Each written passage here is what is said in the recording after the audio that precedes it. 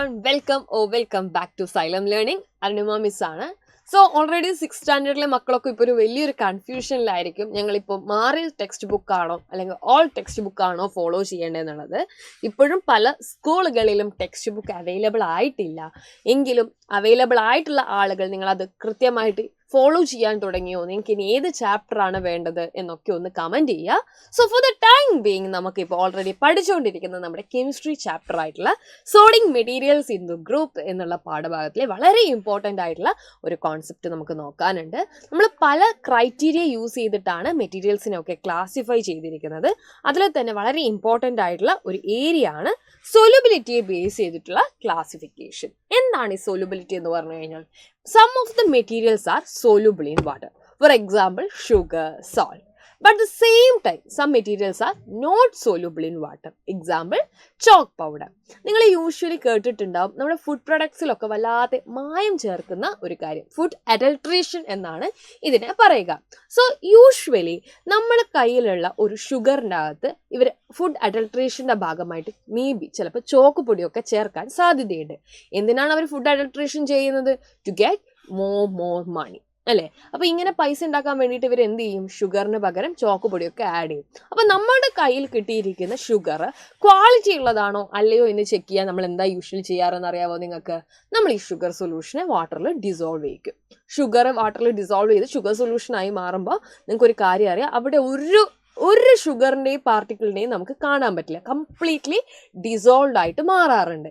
എന്നാൽ in case അതിൻ്റെ അകത്ത് നമ്മൾ എന്ത് ചെയ്തിട്ടുണ്ട്, കുറച്ച് ചോക്ക് പൗഡർ ആഡ് ചെയ്തിട്ടുണ്ടെന്നുണ്ടെങ്കിൽ അതെന്തായിരിക്കും? സോലുബിൾ ആയിട്ടുണ്ടാവുമോ? അപ്പോൾ എന്തുകൊണ്ടാണ് നമ്മുടെ ചോക്ക് പൗഡർ സോലുബിൾ അല്ലാത്തത്? Because chalk powder is an insoluble material.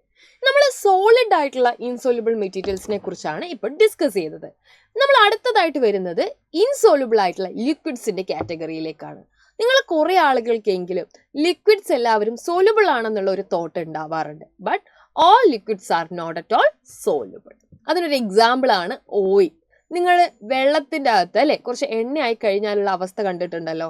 ആ എണ്ണ എപ്പോഴും എന്ത് ചെയ്യും? ഈ പറയുന്ന വെള്ളത്തിൻ്റെ മുകളിൽ ഇങ്ങനെ നിൽക്കും.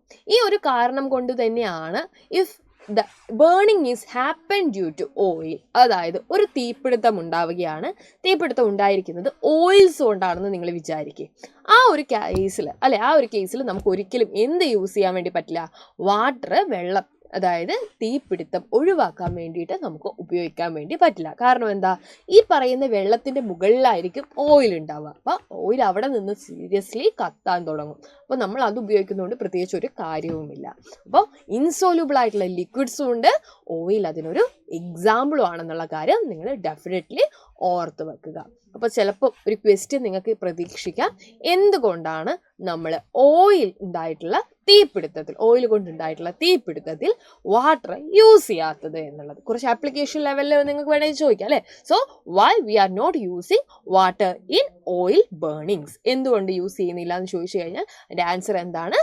Oil is not soluble in water, that's why we are not using it. Clear? അപ്പോൾ ഇങ്ങനത്തെ ക്വസ്റ്റ്യൻസ് നിങ്ങൾക്ക് പ്രതീക്ഷിക്കാം. ഓക്കെ, അപ്പോൾ ഈ ഒരു കാര്യം കൂടെ നിങ്ങൾ ഓർത്ത് വെക്കുക. അപ്പോൾ സൊല്യൂബിലിറ്റിയിൽ കൺഫ്യൂഷൻസ് ഒന്നുമില്ല എന്ന് വിചാരിക്കുന്നു. നെക്സ്റ്റ് മറ്റൊരു വീഡിയോ ആയിട്ട് നമുക്ക് വീണ്ടും കാണാം. Until then bye.